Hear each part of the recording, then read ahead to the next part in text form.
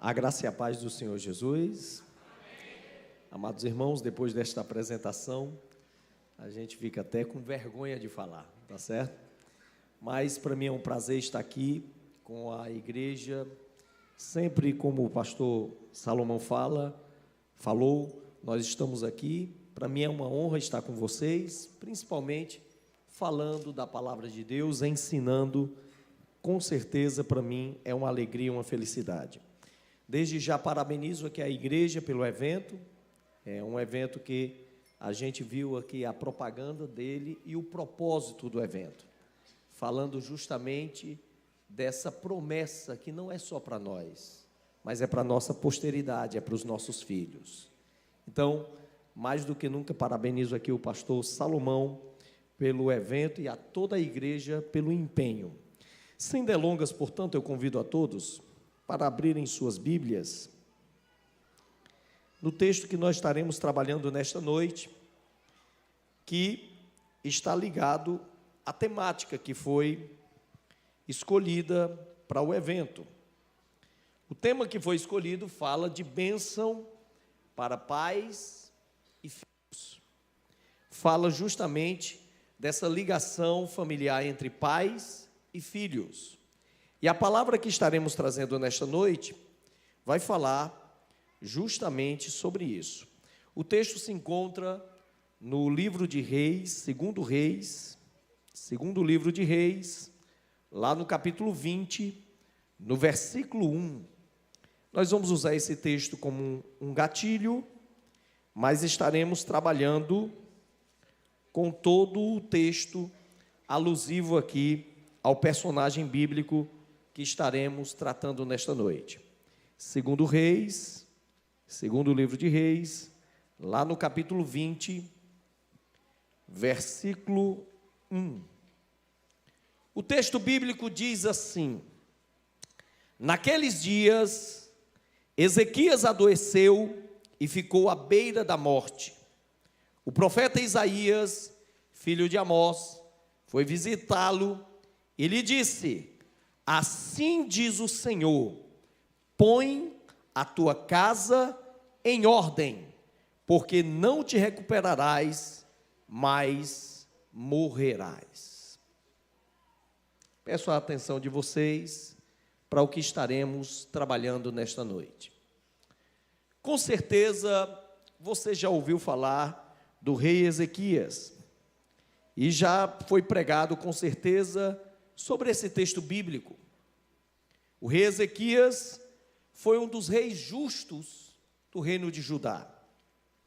Ele era o 12º rei, filho de Acás, e a Bíblia nos apresenta como ele sendo um rei reformador, porque o pai dele, que foi um péssimo rei, trouxe ali a destruição da adoração a Deus, e reis anteriores também, mas ali Ezequias traz uma reforma da adoração a Deus, inclusive a reforma também das festas de adoração a Deus. Ele é bisneto de Uzias, neto de Jotão. Ele inicia seu ministério aos 25 anos, ou seja, inicia o seu reinado aos 25 anos, e reina 29 anos, como a Bíblia nos apresenta.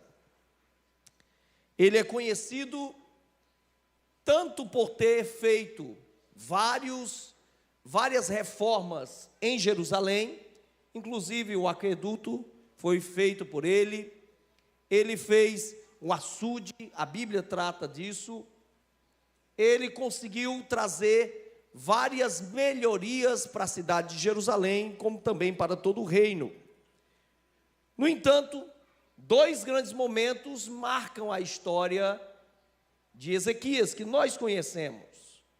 O primeiro, o embate que ele teve com Senaqueribe. E o segundo embate que ele teve com Senaqueribe, Deus, de forma poderosa, mandou um anjo e derrubou 185.000 soldados, e ele teve a vitória naquela guerra por uma intervenção direta de Deus. E um segundo momento que nós, com certeza, ligamos ao rei Ezequias, é este que nós acabamos de ler.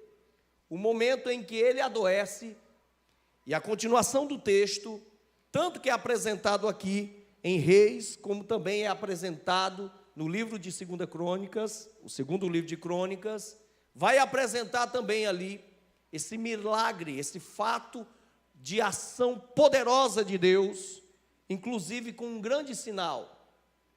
Ora, ele estava doente, o profeta veio anunciar que ele iria morrer, mas Deus faz com que o rei, ele, depois do rei orar, pedir a Deus, aquele rei recebe mais 15 anos de vida dados por Deus, e ainda acontece um sinal grandioso, que é justamente aquele retorno do relógio solar de Acás. Deus, além de fazer a cura nele, no rei, ainda fez um fato, uma ação miraculosa, um milagre sobre a natureza, inclusive mostrando até o sol retornando, justamente para mostrar que o que ele tinha prometido para aquele rei iria acontecer. Ou seja, Deus iria dar mais 15 anos para aquele rei que pediu a Deus, porque ele era um rei justo,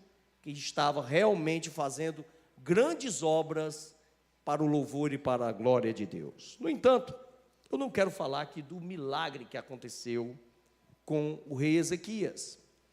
Eu quero chamar a sua atenção para o que o texto fala quando apresenta esse momento em que Ezequias seria ali, foi profetizado que ele iria morrer. O que Deus diz aqui no verso 1, que nós lemos, foi que Ezequias, ele deveria colocar a casa dele em ordem. É isso que eu quero chamar a atenção de vocês. Portanto, a partir desse pressuposto, o tema da minha mensagem, o título dela fala justamente que uma bênção pode se tornar em maldição. E é isso que eu quero chamar a atenção, porque é justamente ligada à questão familiar. Ora, amados irmãos, nós vimos esse grande milagre. Deus fez ali o que o rei tinha pedido. Deus concedeu o pedido do rei. Em vez dele morrer, acontece aquele milagre. No entanto, Deus já tinha dito para aquele rei que ele deveria consertar a sua casa. No entanto, nós vamos ver que o rei, por ter se alegrado pelo milagre, afinal de contas, esse milagre repercutiu não só no reino de Judá. Para se ter uma ideia, até mesmo o rei da Babilônia soube desse milagre e, inclusive, envia mensageiros para trazer presentes ao rei, porque ele soube desse milagre. O texto de Crônicas é mais pesado quando fala do que acontece depois do milagre. Lá no texto de 2 Crônicas, lá no capítulo 32, é falado que o coração do rei se exalta depois desse milagre. Porque com certeza ele viu Deus atender um pedido dele. E ele não entendeu o propósito da bênção de Deus na vida dele. Como muitos de nós não têm entendido. Eu quero chamar a sua atenção que a bênção acontece em nossa vida sempre com um propósito. Não a bênção que não venha carregada de responsabilidade dada por Deus a nós. E aquele rei não entendeu isso. Porque a missão que Deus tinha dado para ele era que ele colocasse a casa dele em ordem. No entanto, não vai ser isso que vai acontecer. Pelo contrário, a bênção que o rei Ezequias recebe vai se tornar o estupim para um grande mal para o reino de Judá e para a sua família. O rei Ezequias, portanto, ele com a sua vida nos alerta para a nossa missão em sua completude, ou seja, eu e você recebemos as bênçãos do Senhor. Eu e você fomos comprados pelo sangue do Cordeiro. Eu e você fomos arrancados das trevas para a maravilhosa luz. Eu e você temos o nosso nome escrito no livro da vida. Mas a completude da nossa bênção é a nossa casa. Por isso que eu quero chamar a atenção de vocês. A promessa é para nós e para os nossos filhos. No entanto, Deus requer a nossa responsabilidade para a nossa bênção. O rei Ezequias, portanto, vai ser esse exemplo de que muitas vezes uma bênção que você recebeu, se ela for mal administrada, ela vai se tornar uma maldição em nossas vidas. Como nós podemos entender então que o rei Ezequias em sua vida vai nos trazer esses conselhos para a família? Em primeiro lugar, para que a gente entenda, é que muitas vezes podemos ganhar o mundo e perdermos a nossa casa. O rei Ezequias era um rei justo, era um rei que reformou a Páscoa, era um rei que trouxe de volta ali a adoração a Deus, é um rei que reformou o templo, era um rei respeitado, a cura aconteceu, todo mundo soube. No entanto, ele não entendeu que não era para ele estar preocupado em estar ganhando o mundo, era primeiro para ele estar reformando a sua casa. Um grave problema no nosso meio evangélico tem sido a distração daqueles que se envolvem tanto na obra do Senhor. Às vezes são justos, são direitos, são corretos, e nós vemos isso na vida de vários pastores, e esquecem de que eles devem entender que a primeira missão na vida deles não é a igreja, não é o povo, a primeira missão deles é a sua família. Não adianta, irmão, você estar jejuando e orando se você não está cuidando da sua casa. O seu lar é a sua primeira missão. E cuidado para não estar conquistando o mundo e perdendo a sua casa. Como podemos ver isso no texto? Ora, o rei Ezequias, pela alegria dele ter recebido a bênção que recebeu, o milagre, ele não entendeu o mandamento do Senhor, porque o mandamento do Senhor tinha continuado de pé. Ele tinha que restaurar a sua casa, ele tinha que restaurar, colocar a casa dele em ordem, ele tinha que preparar a casa dele para a posteridade. E ele não entendeu isso.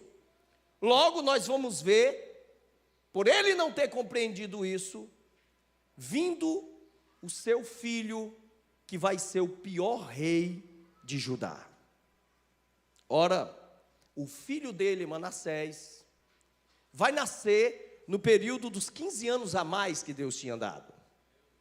Como nós sabemos isso? Pelo próprio texto, capítulo 21, verso 1, vai dizer que o menino, quando o pai morre, tinha 12 anos. Manassés nasce no período dos 15 anos de bênção que Deus tinha dado. Mas a bênção vai se transformar numa verdadeira maldição. Como nós podemos ver isso? Ora, convido você para depois olhar em casa, no capítulo 21, quem é Manassés? Manassés vai reinar muito mais do que o pai, reina 55 anos, e Manassés vai fazer tudo o contrário que o pai tinha feito. Ora, o rei Ezequias tinha derrubado os postes de adoração a Baal e a Azera. Agora, Manassés, quando volta, quando toma o poder, quando se torna o rei, ele agora coloca de volta todos os postes de adoração a esses deuses. O templo tinha sido reformado ali pelo rei Ezequias. Espera aí, Manassés, quando chega, profana o templo, colocando inclusive imagens de deuses para adoração de outros deuses dentro do templo do Senhor, que Deus tinha dito que estava o nome dele gravado. Aquele O rei Ezequias tinha exterminado, afastado os feiticeiros. Agora Manassés chega e agora traz todo tipo de feitiçaria para dentro de Jerusalém. E a Bíblia chega a mostrar que ele chega a colocar os filhos dele para serem queimados a Moloque. Ele faz todo tipo de ação de feitiçaria. Consulta a todo tipo de feiticeiros, traz todos para Jerusalém. O texto chega a dizer que ele faz mais abominação do que as antigas nações gentílicas que estavam ali, ou seja, as antigas nações cananeias que estavam ali. Ele é um rei terrível. E você diz, e o que tem a ver com o rei Ezequias, Manassés? Tem tudo a ver, amados irmãos. Alguma coisa motivou aquele pequeno rapaz, porque ele começa ainda sendo criança, adolescente, a reinar 12 anos, a se voltar totalmente contra tudo que o pai dele tinha feito. Poderia você pensar, não, então a mãe dele era ruim. Não. Hefzibar, que é o nome da mãe dele, ela vai ser, na verdade, uma grande mulher de Deus, era filha de um profeta, era uma serva de Deus. No entanto, o menino, mesmo assim, se torna o pior rei de Judá. E ele é tão ruim, que o texto lá de Jeremias, convido você a olhar no texto de Jeremias, lá no capítulo 15, verso 4, vai nos mostrar o que causou as maldades de Manassés. Lá o profeta Jeremias, que vivencia esse período, ele vai nos mostrar o que causou as maldades de Manassés. O texto bíblico é enfático quanto a isso. Lá no capítulo 15, verso 4, diz o seguinte: farei, verso 3, pois eu castigarei com 4 tipos de destruidor, diz o Senhor, com a espada para matar, cães para dilacerar, aves dos céus e animais selvagens para devorar e destruir. Farei com que sejam objetos de horror perante todos os reinos da terra, por causa de Manassés, filho de Ezequias, rei de Judá, por tudo quanto fez em Jerusalém. Pela maldade de Manassés, o povo de Israel foi designado a ser exilado e sofrer nas mãos dos babilônios, por causa da maldade de Manassés. Então, para você ver a grande quantidade de maldades que esse rei fez. No entanto, o que eu quero chamar a atenção, para esse menino ter essa revolta para com o pai, houve alguma coisa na criação dele que foi falha. Tudo dá-nos a entender que houve uma omissão do pai para com o filho. Ora, amados irmãos, aquele menino, com certeza, como o caso de Absalão com Davi, talvez foi esquecido pelo pai. Por isso instigou uma revolta tão grande para com o pai. E o pai não entendeu que ele deveria, na verdade, ser cuidadoso e zeloso na criação do filho. Ele estava mais preocupado com a repercussão do seu nome do que propriamente com a criação da sua casa. E ele tinha esquecido do mandamento de Deus. A missão que Deus tinha dado para ele com aqueles 15 anos era reformar sua casa, era colocar sua casa em ordem. E ele estava preocupado com outra coisa. Eu quero chamar a sua atenção. Qual tem sido um grave problema das nossas famílias evangélicas?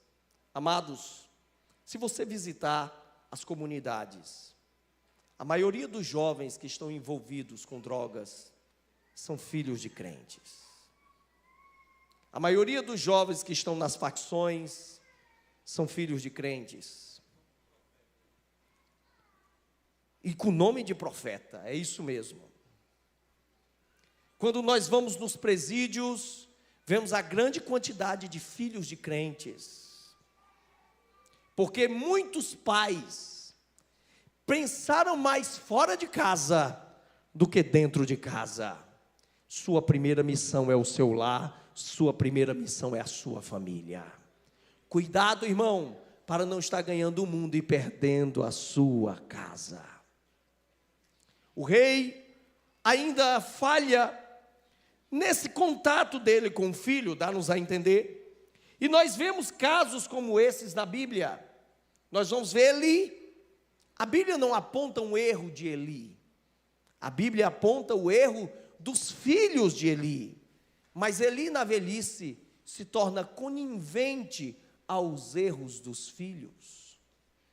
E o que acontece? Todo o povo paga por causa disso, inclusive Eli também. Foi-se a glória de Israel. Muitas vezes nós não paramos para pensar em outros casos, como o próprio Samuel. Samuel é um homem de Deus. A vida dele é exemplar. Não tem falha, é limpa.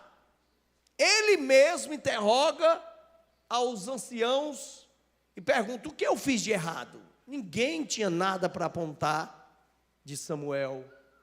No entanto, os filhos de Samuel, talvez que viram o sofrimento do pai, que não, de maneira nenhuma, não tirava nada a mais de ninguém, não superfaturava, não, de maneira nenhuma, não tirava nada para si, e talvez sofrendo ali a questão das dificuldades financeiras, pensaram: quando eu for juiz, eu vou fazer diferente. E houve um grave erro, sim, de Samuel. Nenhum juiz, ele era indicado por ele ser de linhagem. Todos os juízes, como os profetas, surgiram porque Deus chamou. Samuel indica os filhos. Samuel coloca os filhos. E eles não tinham chamado para aquilo. Estou mostrando para vocês o cuidado que nós temos que ter com os nossos filhos. Coisa que o rei Ezequias, que tinha aqueles 15 anos, que era de bênção, a missão de cuidar da sua casa foi falho. Surge Manassés por um erro daquele rei que era um rei justo. No entanto, alguma coisa o texto ainda nos apresenta de Ezequias para dar-nos a entender essa revolta. Amados, o seu filho não aprende apenas pelo que você fala. O seu filho aprende pelo que ele vê. A maior lição que você vai dar para o seu filho é o seu exemplo. Não são as suas palavras. Porque suas palavras, elas perdem o sentido quando você fala uma coisa e vive outra. O rei Ezequias, durante esses 15 anos, ele comete erros gravíssimos. Primeiro, ele comete o erro de fazer aliança, inclusive, com os babilônios. Essa aliança vai custar caro, nós vamos ver isso aqui mais à frente. O texto de Crônicas diz que o coração dele se exalta. Talvez agora ele exibe a vaidade de ter as riquezas em Jerusalém, tanto que ele apresenta para os babilônios. Ele talvez se exalta por dizer: Deus ouve a minha oração, porque eu sou homem de Deus. Essa exaltação lhe custa caro, porque aparenta para nós, o texto dá-nos a entender que ele assim apresenta maus exemplos para o filho. E esse filho vai colhendo aquelas informações, tanto que nós vamos ver Manassés como um dos reis que mais vive de luxúria. que mais ostenta, ele faz questão justamente de viver todo tipo de luxo, porque ele viu no fim da vida o pai se exaltar. Eu quero chamar a sua atenção, amado irmão que está me ouvindo. Qual o exemplo que você tem dado para o seu filho? Você tem sido exemplo de quê? Na sua casa você é o pai crente que ora com seu filho? É o homem direito, a mulher direita? Ou é o fuxiqueiro dentro de casa?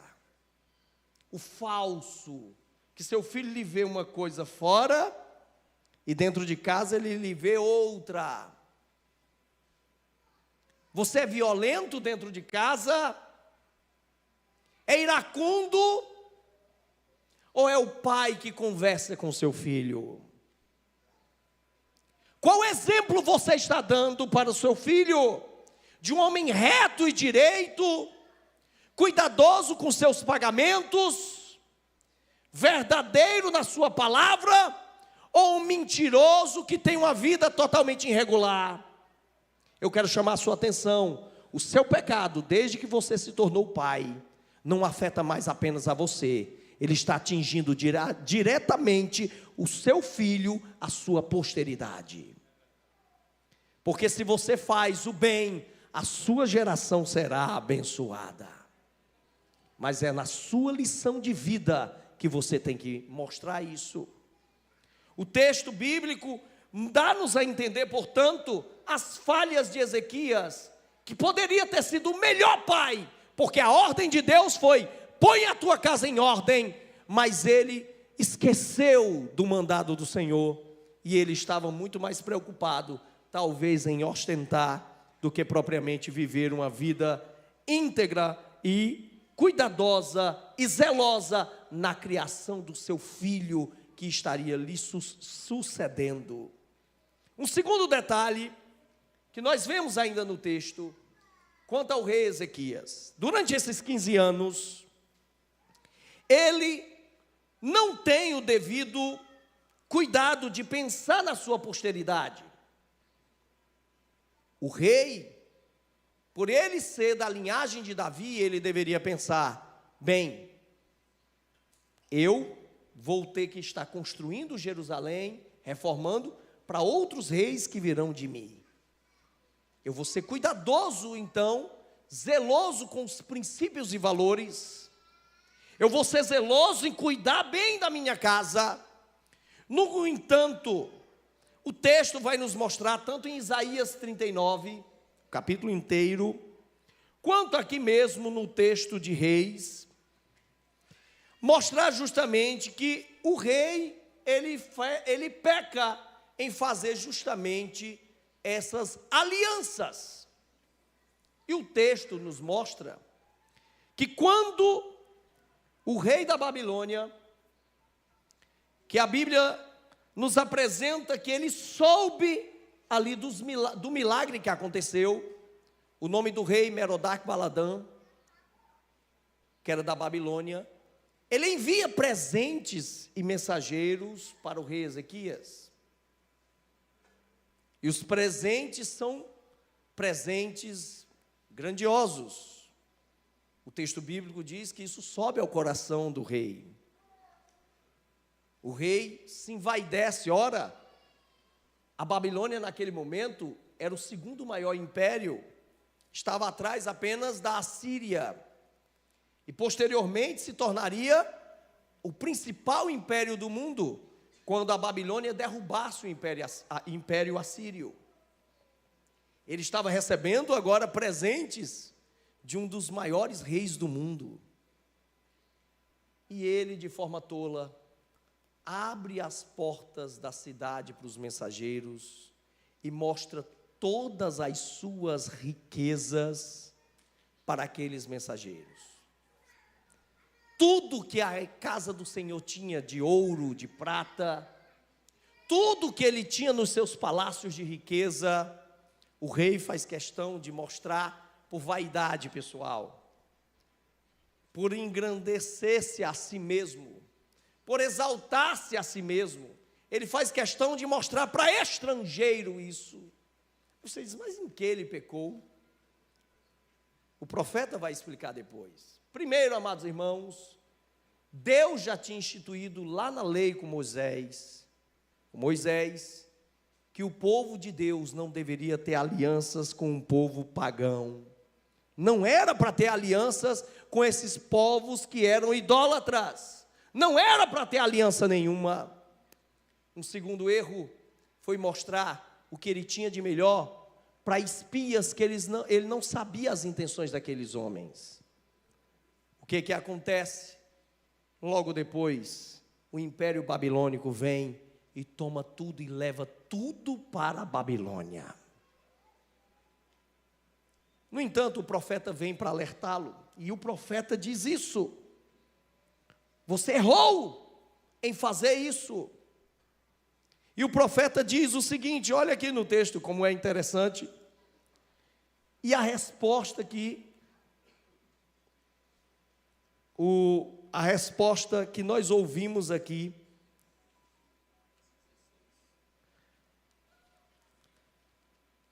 o profeta começa a falar no versículo 16 aqui, em 2 Reis.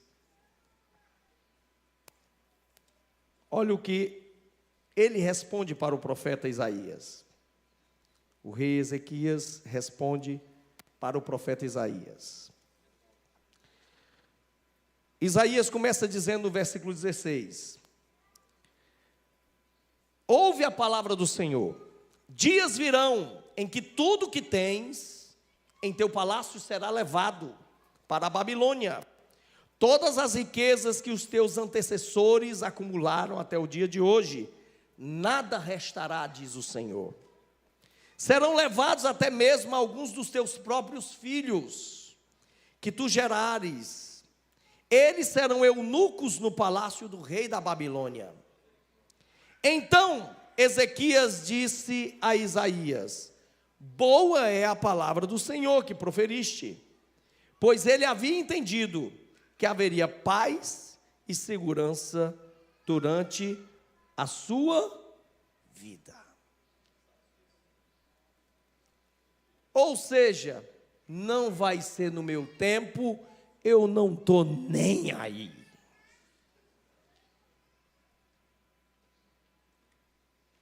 Além de exibir todas as riquezas e saber que tudo vai ser tomado, os filhos vão ser escravizados, mas ele não se preocupa com a posteridade. O que importa é que eu esteja bem. Amados irmãos, esse é um segundo pecado que muitos pais têm cometido. Não importa-se com o que vai causar de resultado ou de consequência os seus atos. O que importa é que ele viva bem, que ele consiga viver os seus desejos, que ele consiga alcançar os seus propósitos. Não importa se isso vai trazer prejuízo aos seus filhos e à sua descendência. O que importa é que ele viva bem, esbanje nessa vida. Quantos estão na igreja e não estão preocupados com a educação dos seus filhos? Mas não importa se eles estão aprendendo coisa errada nas escolas, não importa as ideologias que eles estão consumindo, o que importa é que eles vivam bem e ele apareça bem na fita. O rei mostrou tudo que tinha de valioso para espias. Você muitas vezes está mostrando tudo e dando de mão beijada tudo que é valioso para estes que estão no mundo contra nós. Amados, nossas casas estão abertas para todo tipo de influência. Talvez você está pronto para entregar um celular desse para o seu filho, ele vai aprender, não é a palavra de Deus. Talvez você está pronto para entregar o seu filho para ser ensinado por professores de creches e de escolas e você não sabe o que ele está aprendendo, você não tem tempo para falar de Deus para ele, você não tem tempo para orar com ele, você não tem tempo para ensinar ele a vencer os seus problemas, justamente espirituais, que ele já enfrenta, porque você está preocupado só com a sua vida, com o seu dinheiro, com aquilo que você está vivendo. Lembre-se de uma coisa: a maior bênção que Deus lhe deu foi a sua casa e a sua família. É hora de você ter responsabilidade com o que Deus lhe entregou. Quantos não estão entregando seu tesouro para os outros? E Satanás tem entrado em muitas casas e famílias e destruído lares justamente por isso. É hora de entendermos que a prioridade da nossa vida é justamente que façamos a vontade de Deus, e a vontade de Deus é: ponha a tua casa em ordem. Como está a tua casa? Como está a tua família, irmão? Realmente você tem vivenciado essa preocupação, esse cuidado, esse zelo com os seus filhos? Ou você, de maneira egoísta, só pensa em si e no que os outros estão falando de você? Esqueça do que os outros estão falando. Se estão lhe chamando de retrógrado, se estão lhe chamando de chato, se estão lhe chamando de quadrado, não importa, ensine a palavra de Deus para os seus filhos. Comece a cortar o que não deve, ele não deve estar tendo contato. É hora de você moldar o caráter e a personalidade do seu filho. Pare de estar perdendo tempo com coisas supérfluas e pífias. É hora de você perder tempo em cuidar daquilo que Deus te deu. A tua família é a tua primeira missão. É interessante, lá no texto de Gênesis, abra comigo lá. Quando Deus nos chama o pai da nossa fé, Abraão, lá no capítulo 18 de Gênesis 18, versículo 18, olha o que Deus diz para Abraão. Gênesis 18 e 18. Deus diz o seguinte, vamos começar do 17. Então o Senhor disse: esconderei de Abraão o que faço, visto que ele certamente virá a ser uma grande nação, e poderosa, por meio dele todas as nações da terra serão abençoadas, porque eu o escolhi, a fim de que ele ordene a seus filhos e a futura descendência, que guardem o caminho do Senhor, para praticarem retidão e justiça, a fim de que o Senhor realize na vida de Abraão o que disse a respeito dele. Preste atenção no que eu vou falar. A maior missão de Abraão, que Deus estava dando, não era apenas dele ter saído da terra dele, da parentela dele, de Ur dos Caldeus, e ter ido para Canaã. A maior missão de Deus para Abraão não era propriamente ele ser ali o intercessor de Ló. A maior missão de Abraão não era propriamente ele meramente ser um adorador dele. A maior missão de Abraão era dele cuidar da sua descendência, porque era através da descendência de Abraão que todas as nações da terra seriam abençoadas. Sua casa tem que ser exemplo no seu bairro. Os seus filhos têm que ser exemplo diante dos outros filhos. A sua vida tem que ser exemplo, porque Deus não nos chamou para ter bênçãos, Deus nos chamou para sermos bênção. Você tem sido bênção, irmão. No seio dos seus familiares. Você tem sido exemplo. Qual é o exemplo da tua casa? É de confusão, de contenda? Ou a sua casa tem sido exemplo realmente para todos, de uma casa que vive em harmonia, cheia do Espírito Santo, com os filhos que estão sendo dirigidos por Deus? Enquanto estamos perdendo tempo, o certo, amados, nossa geração está se perdendo. Aqui, por ser uma igreja nova, não se percebe talvez o que eu vou falar.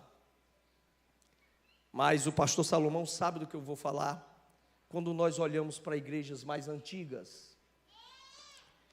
Nós vivenciamos a época da década de 80, década de 90, que as nossas igrejas a força delas era a mocidade, era a juventude. Eram hiperlotadas de jovens. E jovens que ardiam de desejo de fazer alguma coisa pela obra. Tinham os fominhas de púlpito mesmo. Tinham jovens que gostavam das aventuras espirituais, subir monte, orar, fazer um monte de coisa. Amém, tinha as loucuras, mas tinha coisa boa. As nossas juventudes eram cheias. Quando visitamos essas igrejas agora, saímos abalados, porque chegamos em algumas igrejas e não encontramos mais mocidade nenhuma. As universidades cooptaram nossos filhos. Os movimentos ideológicos estão roubando os nossos filhos. E eles não querem a você que é velho, porque eles não vão mudar sua cabeça. Qualquer líder desses movimentos vão dizer: nós não queremos você, vocês vão passar, nós queremos os seus filhos. E eles estão conseguindo. Sabe por quê, irmãos? Porque enquanto você chega cansado do trabalho e fala meia dúzia de palavras às vezes com seu filho, quando aguenta falar, o seu filho está sendo bombardeado todos os dias na escola com esses ensinos contrários à fé. Enquanto você traz o seu filho para a igreja e ele ouve uma hora, talvez uma hora de pregação por semana, ele está sendo bombardeado todos os dias, o dia inteiro, com mensagens anticristãs. Seu filho vai dizer que o que nós estamos ensinando é algo apenas religioso, sem sentido, ultrapassado. Seu filho vai com certeza ouvir a ideia de que seguir Cristo é apenas um mito, aqui é uma mitologia, não existe nada. Seu filho está sendo bombardeado com ensinos totalmente errados. O que você tem feito? É hora de entender que você tem que cuidar desta posteridade. E essa posteridade, a sua posteridade da sua família, é a posteridade da igreja de Cristo Jesus. Quando olhamos o texto bíblico e vemos, por exemplo, as gerações do povo hebreu quando sai do Egito. A primeira geração morre no deserto, é purificada por Deus. A segunda geração é uma geração forte, entra, domina a terra prometida, cada um toma o seu lugar, é um momento de felicidade, de alegria. Deus estava cumprindo a promessa. A terceira e a quarta geração se esquece do Senhor, nem lembram mais dele. Por vivermos num momento melhor financeiro do que viveram os nossos pais e avós, nós estamos vendo a realidade dos nossos filhos se distanciando do Senhor. E é hora de você entender uma coisa: sua missão só vai ser completa quando você entender que o seu filho está preparado para você passar o bastão para ele. Seu filho está sendo preparado para ser crente, irmão? Porque o mundo vai piorar, a perseguição vai aumentar, vai ser mais difícil ser crente daqui a 10, 15, 20 anos. Seu filho está sendo preparado para isso. Você está preparando o seu filho para esta guerra. Porque é hora de nós acordarmos e entendermos que se a promessa não é só para nós, nós temos que preparar os nossos filhos para abraçarem também esta promessa. É hora de entendermos a nossa missão. Se você não quisesse ter dor de cabeça com filho, não tivesse tido filho. Não casasse, irmão. Paulo aconselhou lá atrás.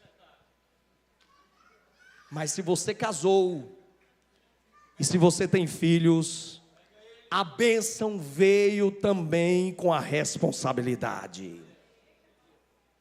Crie vergonha na cara e vá fazer bem feito para Deus. Olhe, fazer a obra de Deus não é apenas quantitativo. Deus não quer que você faça muita coisa meia boca, mas é qualitativo. Deus exige excelência no que você faz para Ele. Você está fazendo com excelência para Deus? Porque não adianta você querer fazer tudo e aparecer. Você já recebeu o seu galardão. Faça o que Deus já lhe designou, mas faça bem feito para Ele. E trabalhar para o reino de Deus é renúncia e é sacrifício. Você está disposto a sacrificar por Ele? Porque o seu filho faz parte do reino de Deus. Sua casa tem que ser exemplo para as outras casas. Sua família tem que ser bênção para os outros.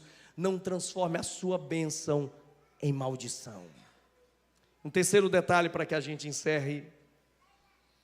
Amados irmãos, para que nós entendamos, portanto, o grande problema que aconteceu com o rei Ezequias, se vocês prestaram atenção, foi um rei exemplar, mas errou depois que recebeu uma grande bênção de Deus, e essa bênção, ela de alguma forma desembocou nas gerações seguintes. Nós vamos ter 2 reis maus por causa disso, Manassés, o pior rei, e depois Amon, e só vai haver um grande avivamento com Josias depois.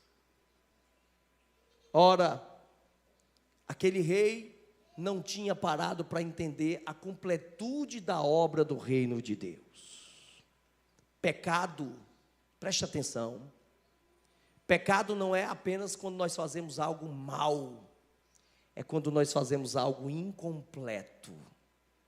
Por isso que a palavra pecado significa erro de alvo. Você quase acertou, mas não acertou. Não quase acerte dentro da sua casa. É hora de você acertar, mesmo que custe madrugadas de choro, mesmo que custe o seu momento de cansaço, que você poderia ter o descanso, mas você vai estar com seu filho, mesmo que custe os momentos de você estar tomando decisões duras com seu filho, cortando o que ele gostava, tirando daquilo que ele queria ter, é melhor que você faça isso e doutrine o seu filho para que você não perca ele para o mundo. A sua casa, a casa do crente, ela não deve ser bênção só para ele, ela deve ser bênção para o mundo. Você e eu fomos chamados para ser luz, sal da terra e luz do mundo. Qual exemplo você tem dado? Eu sei que hoje é uma palavra dura, mas essa que eu quero que você pare e pense. Como você é lembrado na vizinhança? Como sua casa é vista na vizinhança? Você é digno de dizer, eu sou exemplo?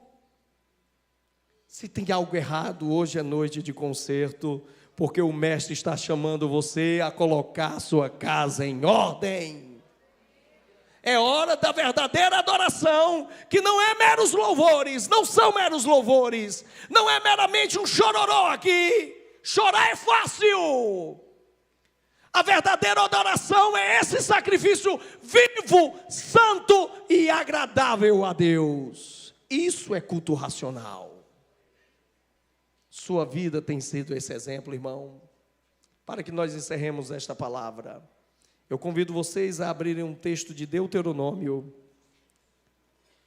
lá no capítulo 6, que vai falar do Shema hebraico. E eu quero que você coloque esse texto na sua cabeça e no seu coração. Deuteronômio capítulo 6.